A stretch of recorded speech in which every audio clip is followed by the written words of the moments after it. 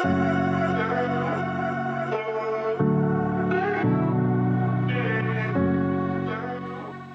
there, mamas! You are listening to Release Your Inner Power podcast, where we talk about having both me time and being the best mom, sharing stories, encouragement, and tips for taking the steps to release that inner power and that mom guilt. I'm your host, Shauna B. Here we go. One quick thing before we get started. I will be doing a drawing for a fun gift each month. Here are 3 ways to enter. You can email me to share your juicy takeaways, topic ideas you want to hear, or share a story. Share this podcast on social media and tag me with what episode you listened to and what you learned or loved about it. And if you leave a review, you will get 2 entries into the drawing. I will announce the winner the last week of each month. Okay, let's get started. Our guest today is Kim. She is a relationship mentor for women. Kim is here to talk about bringing that romance and passion back into your relationship, like the early days where you get the little butterflies in your stomach instead of being stuck and feeling like you're in some kind of a roommate arrangement. She's going to talk a little bit about her momhood and reveal her superpower. Let's see what Kim has to say today. Well, hello. Welcome back to Release Your Inner Power podcast. Today we have a fun guest. Her name is Kim, and she's going to tell us her story and what she's all about. Hi, Kim. How are you? Hi, Shauna. Thank you very much. Oh gosh, it's lovely to be here with you once again. Let's talk about mom's relationship life, my life. So what brings me here? Oh gosh, so much. And yet I think this story is very similar to everybody else. I have a job that I like, love, hate, all the things in between. And one day I realized that what I was doing in my job, I could be doing for myself and helping people in ways that I felt would be more beneficial. So what I do is that I am a lecturer in Spanish and Latin American culture. And I wanted to bring that into more mainstream use in my community. So I started that work and I started building courses online, and I started hosting workshops and taking on clients to teach them the language and to understand the culture better. And as I did that over and over and over and over again, I realized that so many of the ladies that I was working with, they had an interest in the language because they were building up their relationship with their partners, who were very often from Spanish-speaking backgrounds. Okay. And so that's what led me to start working in the relationship field. But that was just one part, right? That's almost like the Cliff's Notes version, because it was all the stuff that was happening around, because I left out the part that COVID happened in the middle of all that, right? Yeah. Yeah. Yeah. You know how that goes. Little bump in the road, yeah. Yeah, just minor,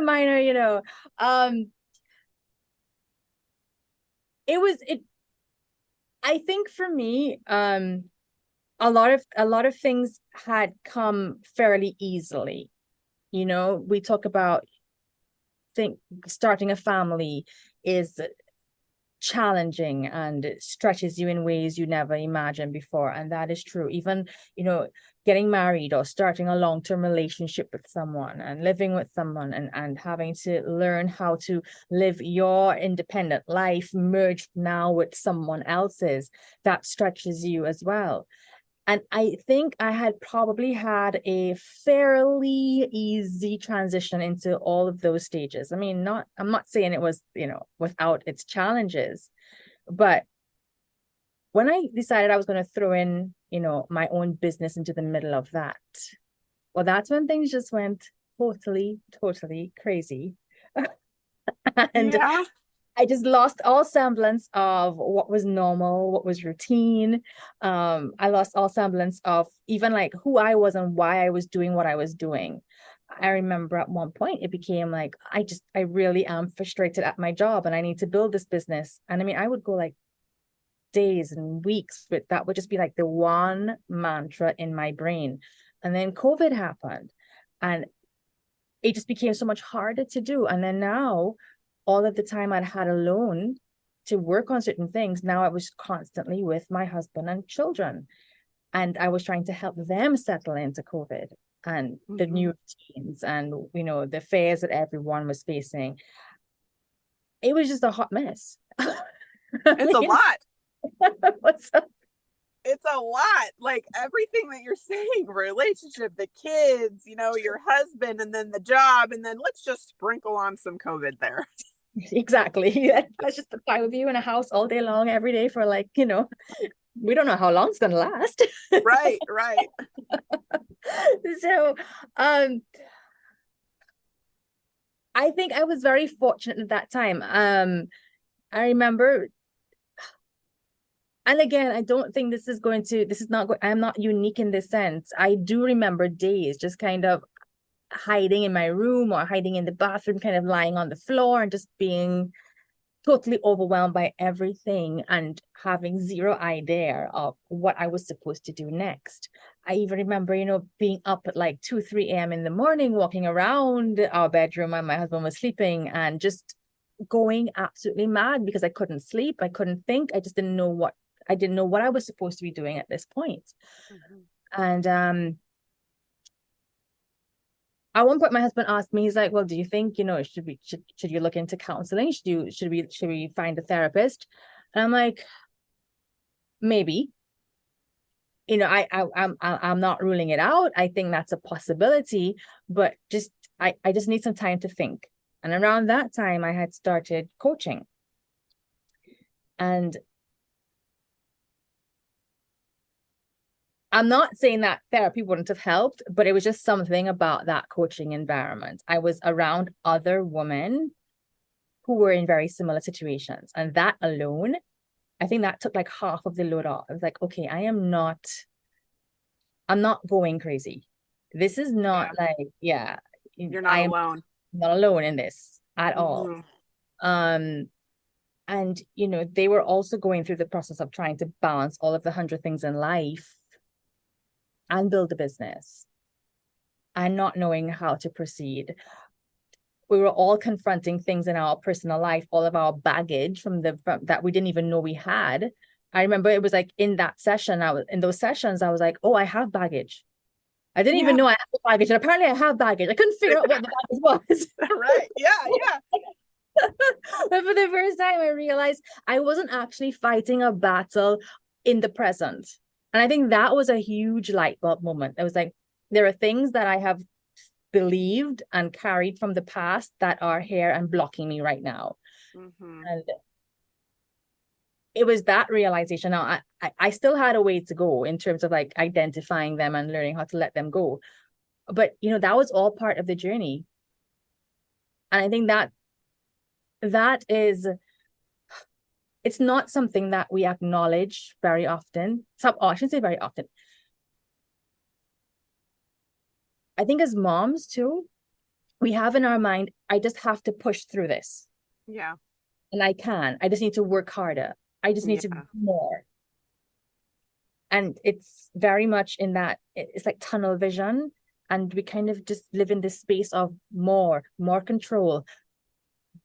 And it is such a recipe for burnout. Because we get in our own way. We get in our own way and stuck in our own hamster wheel of what we think it should be, an expectation and all of the pushing through. And then we're like, what are we doing? Exactly. Oh my gosh. And look back, as we're having this conversation right now, I'm looking back on something I did during COVID and I'm like, whoa, that was like total trying to exert control. So with all of the craziness, I put my family on a schedule. So I'm like, we are all going to be up by 8 a.m. I mean, we didn't have to have alarms anymore because, you know, we didn't need alarms at that point, right? So that was good. We were generally all up by 8.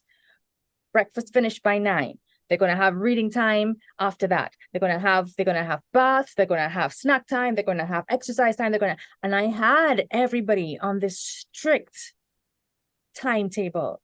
And I would go minorly crazy if they deviated from my schedule. Yeah. Gosh, I'm saying this now and I'm like, what was I thinking?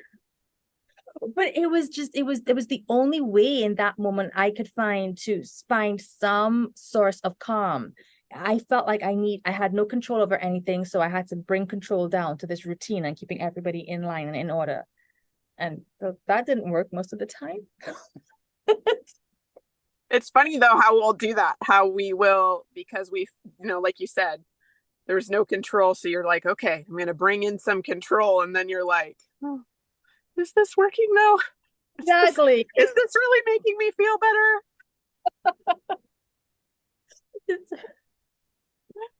But yeah, so So that what was did you do then? um it was right. So it was like going through all of that. And we'd also had like some personal issues too, because at that time we had some extended family disruptions. And I remember even like trying to control that. I didn't have control. I wasn't actually in the middle of those situations, but I remember trying to limit, my family's exposure to those people. I remember just feeling a lot of animosity towards them, but of course never saying anything and just being really passive aggressive about it. And then again, through the coaching that I was in, I started to recognize those things. And I think one of the biggest outcomes I had towards the end of that first year was an ability to kind of forgive.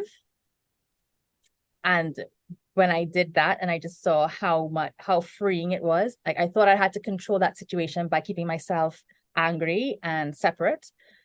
And then I saw the difference when I was like, oh no, this is actually not my problem. I don't have control of this. I didn't have control of their actions.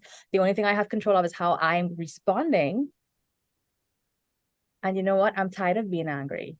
And I'm tired of trying to create a separation of people. So relax. And I think even my husband, he was just like, oh, wow. Like, Yeah. what is that about? What are you doing? I'm like, well, it wasn't therapy, but it's Right. close enough. Um, so, and that was the beginning of my recognizing that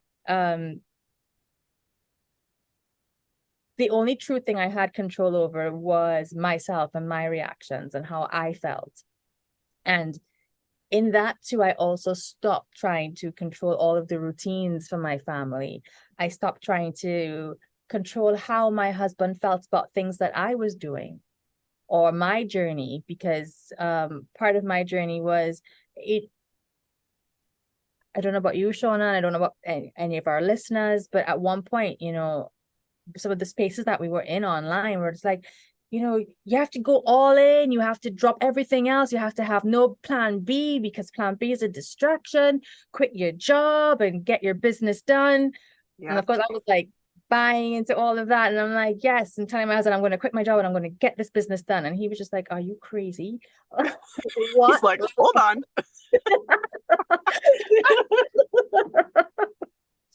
I can laugh at this now, but that was a serious issue because again, it was just taking so much frustration from so many different places, not knowing what to do with it, and throwing it all at him, because it was like, you are like the only, in retrospect, I recognize he was the only safe space that I had. Mm-hmm. And it was like, here, you take it. And I don't know what to do with this. But then in doing that and expecting him to handle it, that was creating a major wedge between us too. So it was getting to that point of realizing, right, my frustrations with my 9-to-5 job didn't have to seep into my marriage. It didn't have to seep into even the business I was trying to build, and didn't have to seep into my relationships with my children. And it was that process of learning how to let go of certain things, how to compartmentalize, not compartmentalizing to the point of being robotic, but recognizing when it was time to switch off of certain things and focus on others. So that was, that was my process and my journey, and it's still a work in progress, but we've come a very long way from that for sure. Yeah. Yeah.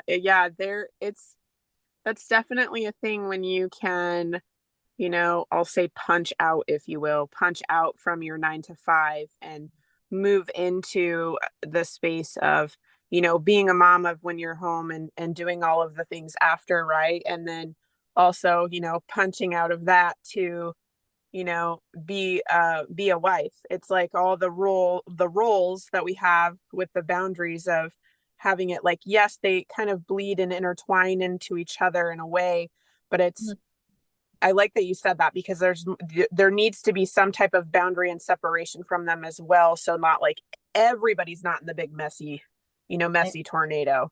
Otherwise you're just like, "Blah!" Everything's going to feel like that. That's it. It's That's going to get it. too much and overwhelming. Right. And I like it that you used the word tornado. I remember once telling my coach that's what I felt like, a tornado in a jar. And if anybody pushed that jar too hard, I was just going to escape and just wreak total and utter destruction. Yes. Yeah. And that was, oh, but yes. Yes. It's like managing, it's like we are like the managers of our tornadoes. Like the tornadoes are happening all around us, and we have to choose whether to step closer or away from them, if we want to walk through them, if we want to, just Mhm. to not have chaos and everything in total destruction. Exactly. Exactly. Ah, So tell me some things that you are super passionate about and that you like to do. Like what makes you tick? What makes you get like excited for the day? um, don't laugh. I still have a soft spot for the schedules. Yeah, I can relate. It's fine. But I'm a bit more realistic. I don't try to schedule everybody else's life anymore. I'm like, no, I like to have my day planned. One of the things, well, two of the things that helped me a lot as well were I kind of I mean, I grew up in a religious family, but I kind of distanced myself, and it was while we would go to church, I wouldn't say that I had any great relationship, with God or anything like that. But part of that was kind of bringing this sense of there is something bigger than me. There is something greater than me in this world, greater than what I have right in front of me, and finding ways to incorporate that into my daily life. So even like learning how to journal and meditate, or to start my day that way, I brought that in. Um, Exercise. I always said I wanted to start running, and I finally did start running. So like those two things to kind of get my day started, I mean, pretty much totally transformed how I would greet the day. And then the practice of the gratitude practice. Uh, it almost sounds so, because we hear it so much these days, it almost sounds trite, but it really is true. When you can spend 5 minutes even just thinking about what actually is working in your life, because not everything is a shitstorm. Sorry, I'm not allowed to say that on your podcast. You can. You can. But No, not I everything.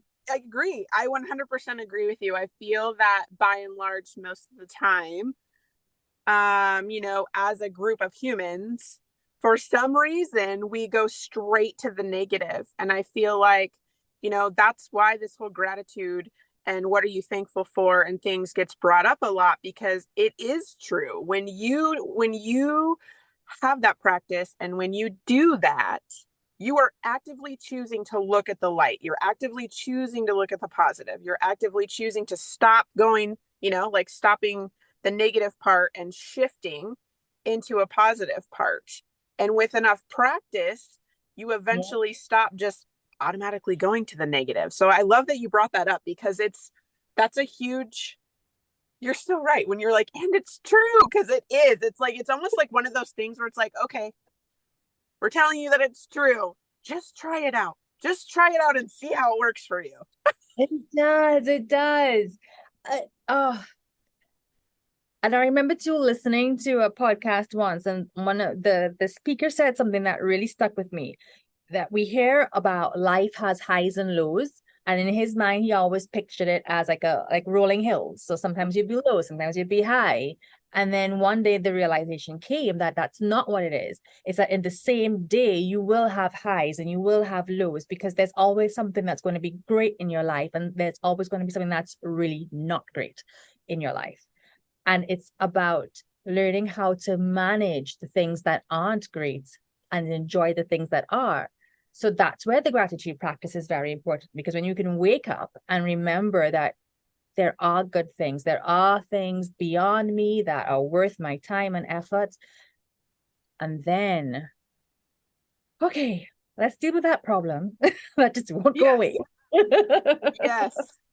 Yes. How I visually see that is you, instead of having peaks and valleys, like straighter edges and steeper peaks and valleys, it's more of a wave when you practice it. So you're more working with it, because you will go up and down. But do you want to go up, like, sharp up and sharp down, or do you want to kind of like move with it? And with practicing those things, it helps you have more of waves versus, peaks and valleys. At least that's how I picture it when you're describing it to me. No, and that's exactly it. Oh, do you know what else really helped as well? I would wake up first thing in the morning and I used to just pick up my phone. Now, of course, we know that's not the best thing, right? No, and I'll be like looking at what happened on Facebook, what happened on Instagram, what didn't happen because I didn't get enough, interaction with this post. What's in the email? Oh, I didn't have any sales yesterday. Oh, that's sad. Yeah. It's big. Yeah. Stop it, Kim, stop it. Yeah. And this is how I started the gratitude practice. I told myself, no, when I wake up, I have to say a prayer and say what I'm grateful for before I'm allowed to check my phone.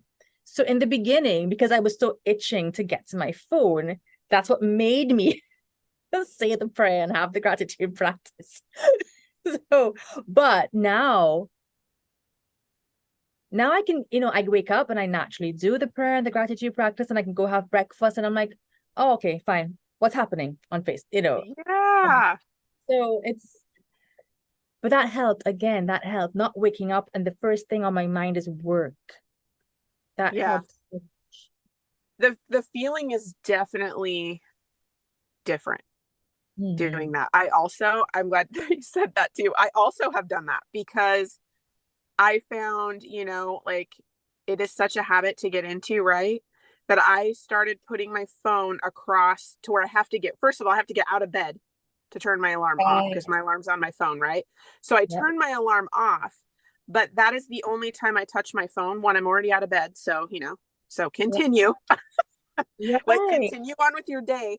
But then like I actually have a time where I have to do I have a morning routine that I do. And until I'm done with that, I don't get to scroll or check or read something or what have you. And the feeling of, I would say like urgency.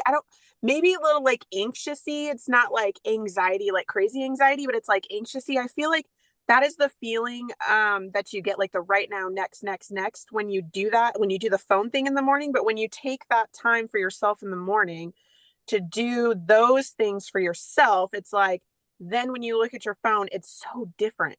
It's like such a different shift, and it sets your day different. It's not just, yes, it's very palpable in the moment, but then I feel like to follow you through the day, it's just different. And I don't know about you, but I find that I have certain times now that I check my phone and then I don't anymore, like through the day. It's not just the morning. It's just like, well, whatever, my phone's over there. I don't even care.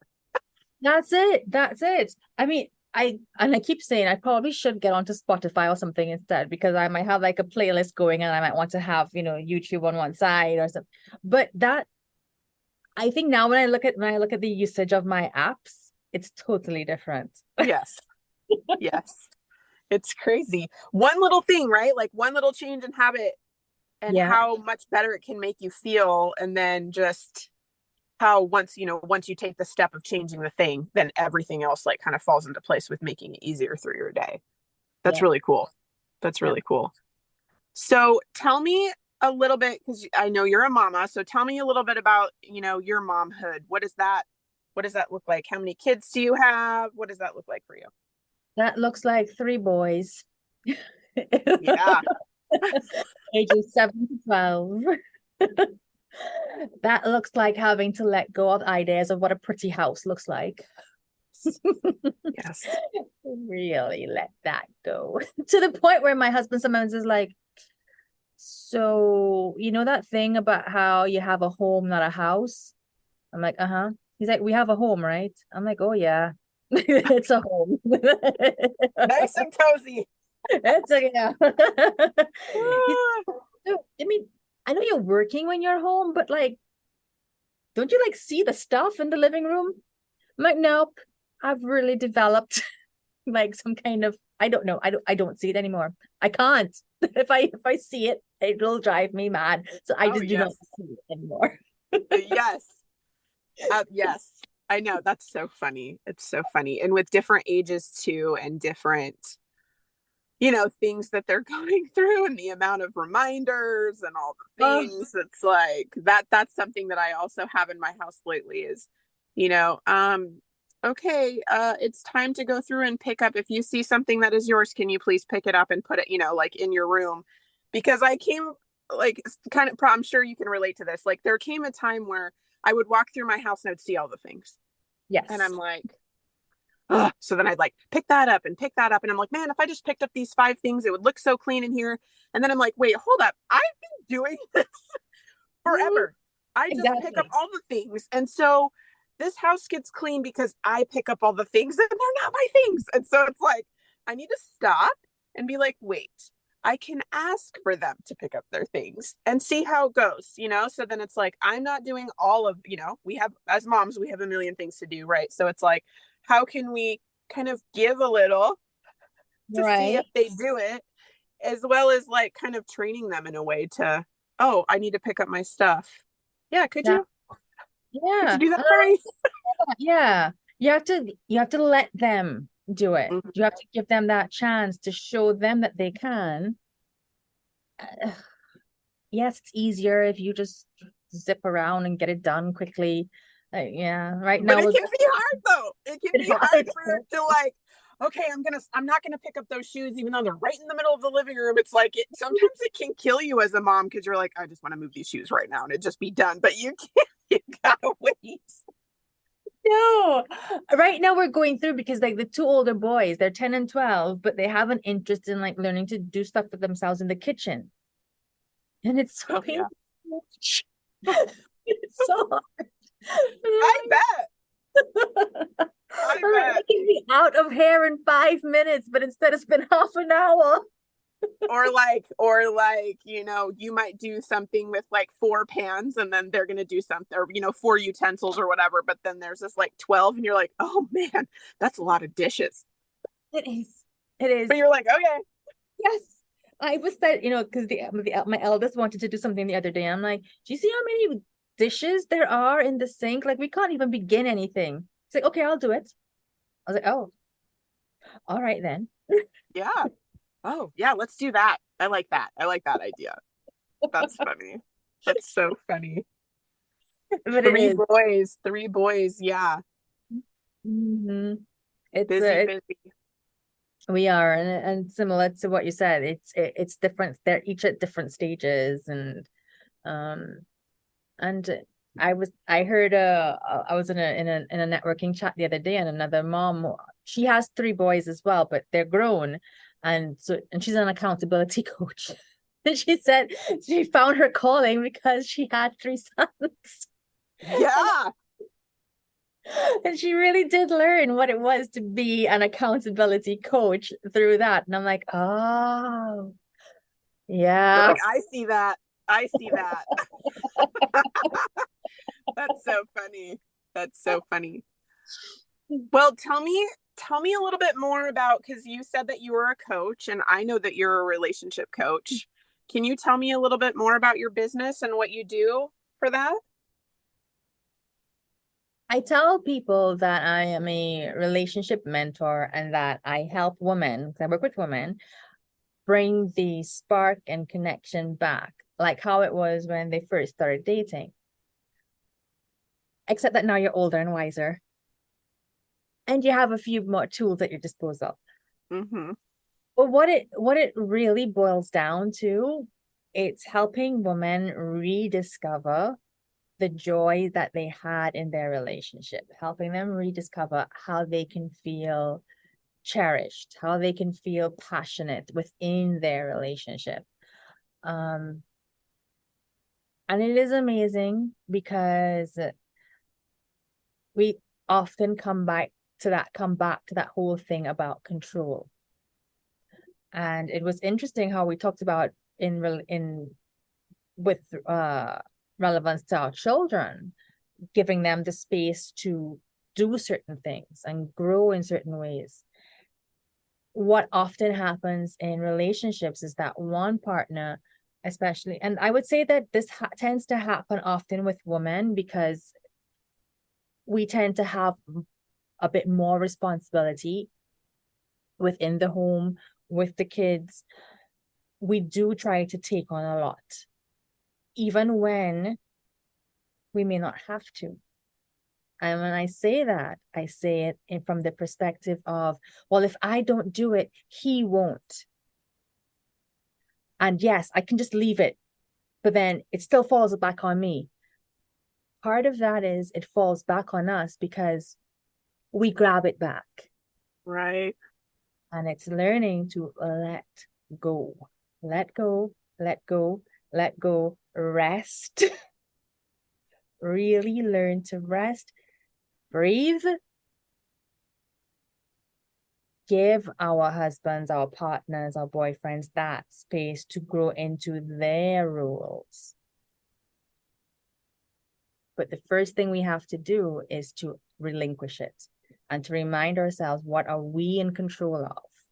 What are we not in control of? That's the work that I do. It's kind of give you that permission to not be everything to everyone all the time. Mm-hmm. And it sounds simple, and I mean, I've been there, and I listen to people talk about boundaries and self-care, and I'm like, yeah, that sounds all great. I don't even have enough time to think about what that means. Yeah. Yeah.